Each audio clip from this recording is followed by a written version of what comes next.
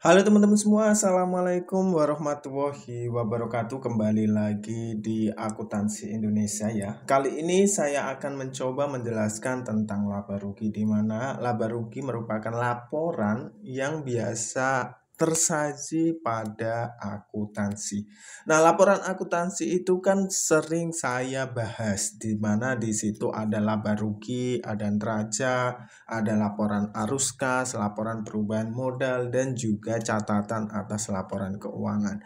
Nah, kita bisa menentukan perusahaan itu patut dipertahankan ataupun tidak, itu tergantung dari laporan laba rugi tersebut.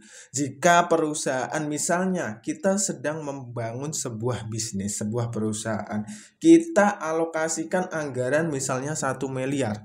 Dalam hal ini 1 miliar ini harus kita balik untung selama 10 tahun. Nah, bagaimana ketika 5 tahun kita menjalankan bisnis ini rugi?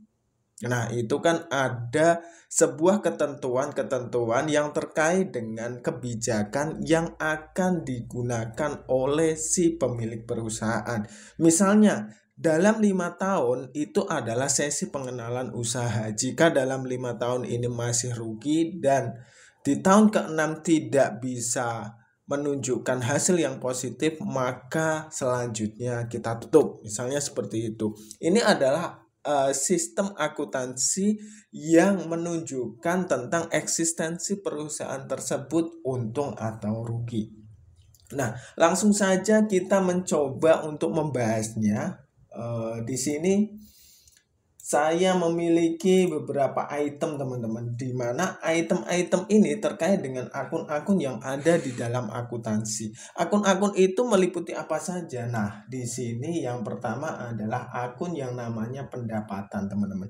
Pendapatan itu apa? Pendapatan adalah sesuatu atau hasil yang didapatkan dari penjualan. Jika ini tidak berupa penjualan, maka itu bisa berupa pemberian, fee, dan lain sebagainya. Contohnya apa? Contohnya kita misalnya menjual sepeda. Menjual sepeda ketika kita mendapatkan uang, itu namanya pendapatan.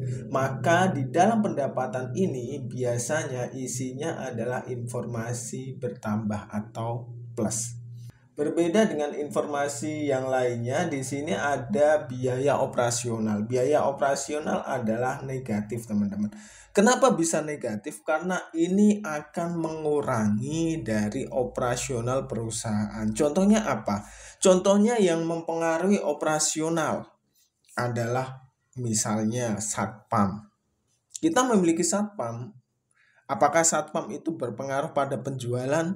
Tidak, tapi dia berpengaruh untuk menjaga keamanan dan juga untuk melayani. Itu adalah satpam misalnya. Terus yang berikutnya apa? Yang berikutnya misalnya listrik. Listrik ini termasuk operasional. Karena apa? Karena dengan listrik ini kita bisa melakukan operasional di dalam perusahaan tersebut. Terus ada juga penjualan, beban penjualan. Beban penjualan ini apa? Tergantung beban penjualan ini kita akui sebagai apa. Misalnya kita memberikan komisi kepada afiliator atau orang-orang yang berpromosi tentang produk kita, maka kita termasuk menganggap ini sebagai beban penjualan. Itu adalah yang terkait dengan penjualan, teman-teman. Ini juga isinya negatif. Nah, negatif. Terus beban administrasi dan umum.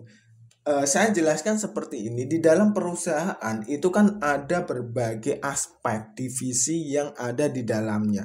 Termasuk salah satu divisi yang ada adalah divisi administrasi. Di mana divisi administrasi ini biasanya yang mencatat tentang keuangan. Kalau kita melakukan penjualan di perusahaan UMKM itu adalah kasir misalnya.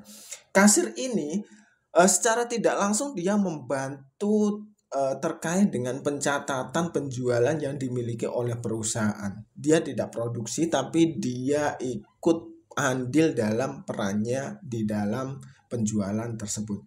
Nah, selain itu di sini juga ada beban. Beban ini beban lain-lain ini terserah.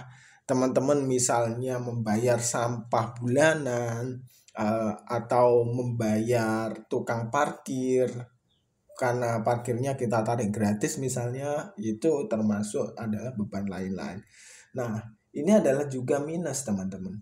Ini di administrasi juga minus. Terus pajak penghasilan itu kan dihitung setelah kita selesai dalam konsolidasi.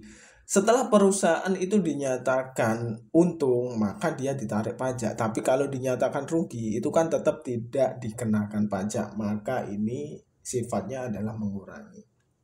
Nah, ada lagi yang ketinggalan di sini, ada HPP. HPP juga mengurangi. HPP itu apa sih teman-teman? Misalnya kita mempunyai produk pulpen lah, katakanlah pulpen ini. Pulpen ini saya jual dengan harga 20.000. Tapi saya membeli pulpen ini itu harganya cuma 10.000. Nah, 10.000 itulah yang disebut dengan HPP. Karena adalah bahan baku, dalam artian pembelian dari produk ini itu disebut dengan HPP. Nah, selisih dari 10.000 ke 20.000 itu nanti yang masuk pada biaya operasional, biaya penjualan, beban administrasi, dan lain sebagainya. Itu adalah yang nanti menjadi selisih. Nah, apakah kita dari 10.000 ke 20.000 itu jadi untungnya 10.000? Belum tentu. Tunggu dulu. Ini kalau kita orang-orang yang belum mengenal akuntansi secara lebih spesifik biasanya menganggap selisih ini adalah keuntungan, padahal tidak. Bahkan ada yang menganggap bahwa seluruh penjualan termasuk modal kita yang kita sebut dengan omset itu adalah keuntungan kita. Jadi jangan heran ketika orang berusaha terus nanti mendapat uang 100.000, 200.000, tiba-tiba ini untung saya begini. Nanti di endingnya kok tidak ada modal yang diputar lagi. Nah, ini yang perlu kalian perhatikan.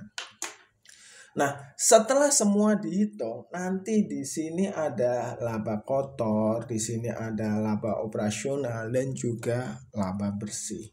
Laba bersih itu adalah laba yang dihitung keseluruhan setelah dikurangi pajak. Sedangkan laba operasional adalah laba setelah dikurangi HPP dan juga biaya-biaya yang lainnya. Itu biayanya disebut dengan laba operasional. Berbeda dengan laba kotor. Laba kotor itu hanya penjualan dikurangi dengan HPP. Itu namanya laba kotor. Contohnya gimana? Saya akan memberikan contohnya seperti ini, teman-teman. Nah, di sini ada sebuah informasi yang terkait dengan perusahaan air minum. Nah, di sini kita melihat ada pendapatan, teman-teman. Nah, kita kembali lagi ke dalam konsep tadi bahwa yang namanya pendapatan itu adalah memperoleh uang. Memperoleh uang dari suatu entitas atau usaha bisnis yang kita lakukan.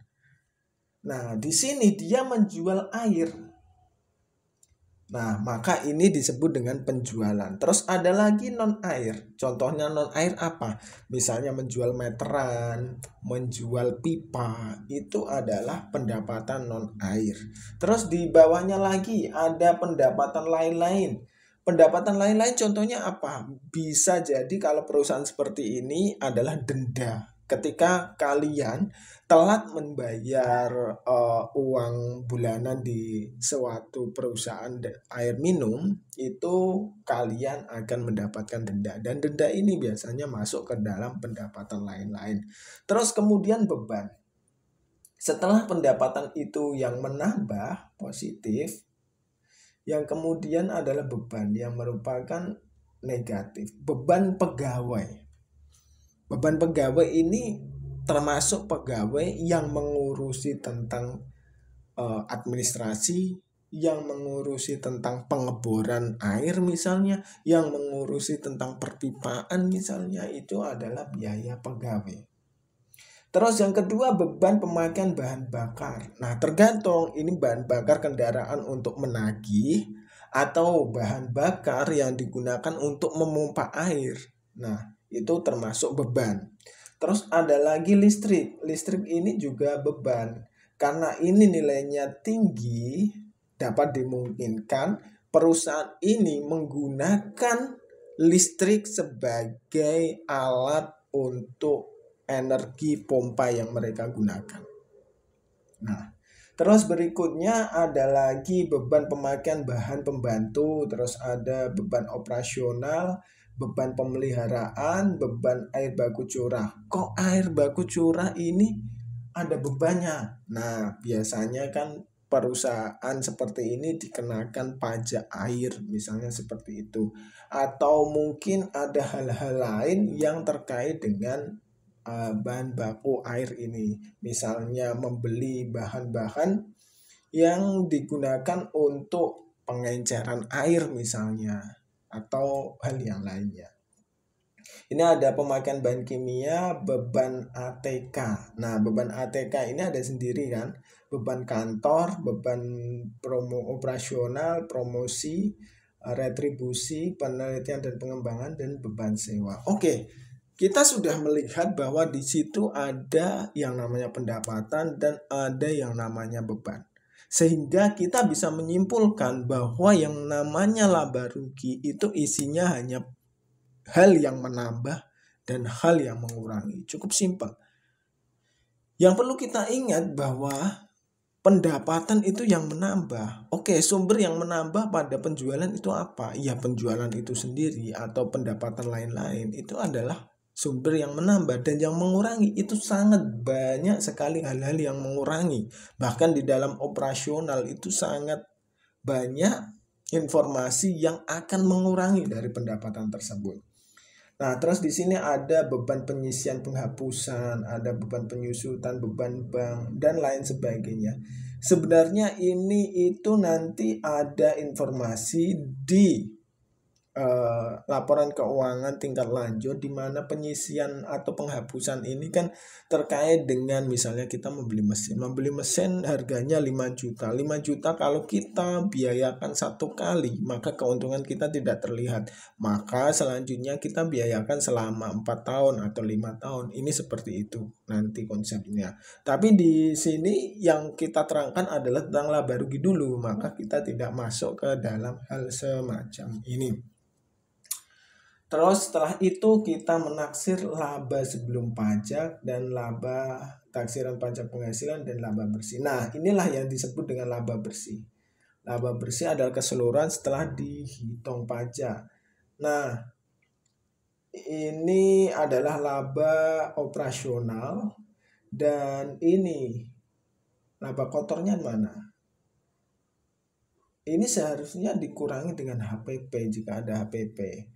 Maka kita anggap laba kotornya itu di mana, di area mana, seharusnya di area sini ada laba kotor, cuma di sini tidak ada. Oke, seperti itu teman-teman, semoga bermanfaat dan sampai jumpa di video selanjutnya. Wassalamualaikum warahmatullahi wabarakatuh.